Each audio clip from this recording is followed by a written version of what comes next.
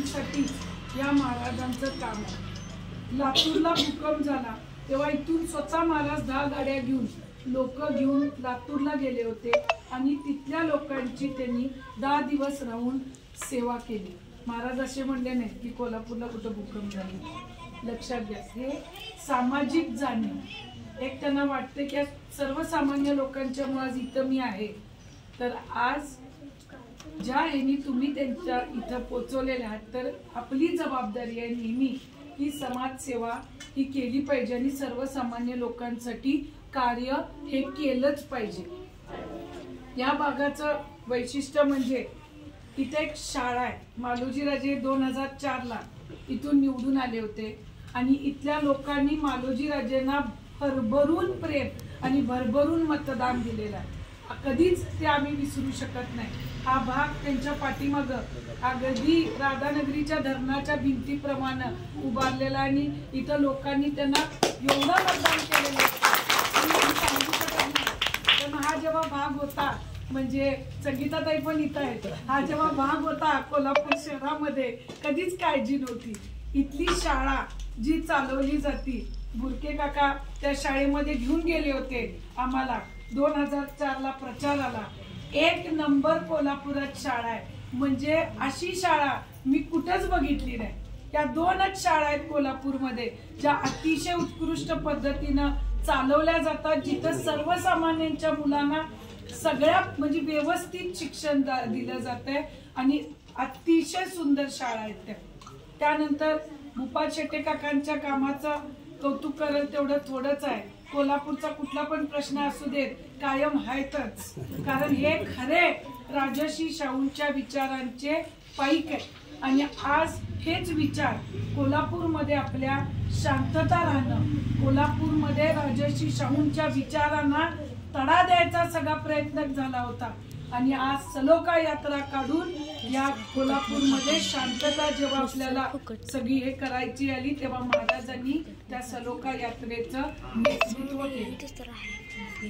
काय या परिस्थिती निर्माण व्हायला ह्याचा जरा विचार करा कोल्हापूरमध्ये, कारण का आपण वास्तविकतामध्ये जगत नाही आहोत। आपण सगळेजण ते जे काय रील बनवले जातात ना रील, ते आपण युट्यूबच्या ते आपण सगळे बघून आपण त्या पद्धतीनेच त्या कोविडच्या काळामध्ये 2 वर्ष आपल्या डोक्यावर तेच पडून आज आपण तोच तसाच विचार करायला लागलो। कोल्हापूरमध्ये कोणतीही गोष्टची सुरुवात कोल्हापूरमध्येच पहिल्यांदा होते आणि कोल्हापूरमध्येच बदलाची सुरुवात होते, कारण ही राजर्षी शाहू महाराजांची नगरी आहे। आज कोणत्याही विकासाच्या याच्यासाठी कोल्हापूरमधूनच नारा दिला तर सगळ्या जगभर जातो आणि कोल्हापूरच अव्वल ठरते, लक्षात ठेवा सगळ्यात। म्हणून म्हणतात जगात भारी राजर्षी शाहू महाराजांनी हा पायंडा घातलेला। आज राधानगरीचं धरण बांधून आपल्याला पिण्याच्या पाण्याची सोय आणि शेतीच्या पाण्याची सोय शाहू महाराजांनी करून दिली। तर शाहू महाराजांनी ही सोय करून दिली, त्यामुळे आज आपला शेतकरी सदन झाला आणि आज आपली साखर गुळ आणि काकवी जगाच्या पाठीवर आंतरराष्ट्रीय दर्जाची आपल्याला आंतरराष्ट्रीय पातळीवर याची मागणी आहे।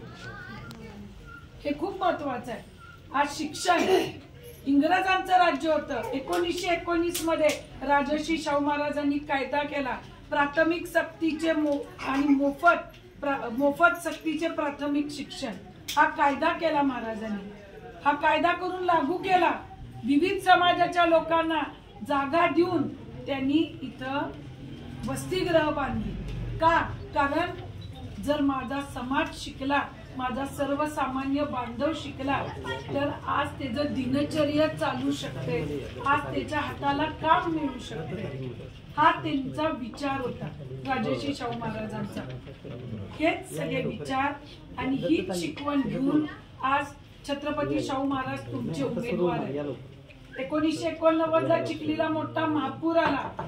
ज्यावेळी चिखलीला महापूर आला महाराजांनी ती परिस्थिती बघितली आणि महाराजांनी स्वतः बोटीतनं जेव्हा तिथे रोज महाराज जायचे लोकांना भेटायला, तिथं भेटीगाठी करायला आर्मीच्या बोटीतनं, महाराजांनी एक निश्चय केला आणि त्यांनी आपली स्वतःच्या मालकीची 100 एकर जमीन चिखली गावच्या लोकांचं पुनर्वसन करण्यासाठी दिली 1400 कुटुंबांसाठी.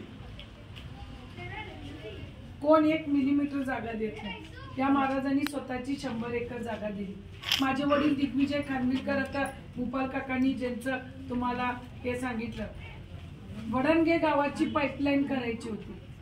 ते नदीकाठी गाव असून त्यांना पाईपलाईनसाठी तिथं हे नव्हतं.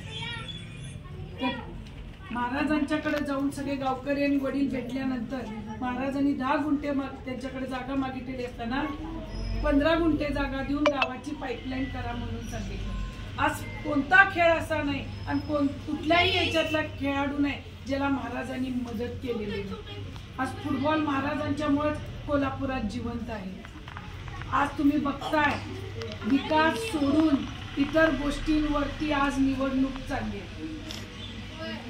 काय चाललंय? आज आदरणीय सत्यजित बंटी पाटील साहेब असतील, आज ऋतुराज दादा असतील, मालोजी राजे असतील, आज सगळी म्हणजे अखंड शिवसेना, उद्धव बाळासाहेब ठाकरेजींची शिवसेना अखंड ही असेल. सगळेजण अहोरात्र, कारण त्यांच्यावर तर एवढा मोठा प्रसंग हे आलेला आहे की त्यांचं सगळंच पळवून नेलं. आपल्या पवार साहेबांचं पण पळवून नेलं सगळं. आज काय परिस्थिती आहे? हे काय योग्य आहे का? काय घडायला लागले? उद्या आपले अधिकार सुद्धा तुम्हाला तुमचे राहणार नाही. आज पक्षांची स्थिती आहे. आज 6 दिवसापूर्वी नेता वेगळं भाषण करतोय आणि 6 दिवसानंतर नेता वेगळं बोलतोय.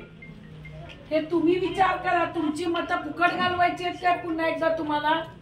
काय तुमच्याशी कोणी विचार करून, तुमच्याशी संगनमत करून कोणी निर्णय घेतला का? मतं मागायला सगळे तुमच्या दारात येतात, जोगवा मागायला सगळी तुमच्याकडे येतात.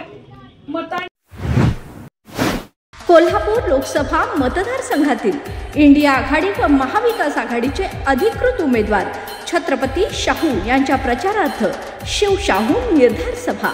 बदल घडवायला या, कोल्हापूरचा स्वाभिमान जपायला या. आज बुधवार 1 मे 2024 सायंकाळी 5:30 वाजता गांधी मैदान कोल्हापूर. छत्रपती शाहू शहाजी हार या चिन्हासमोरील बटन दाबून प्रचंड मतांनी विजयी करा.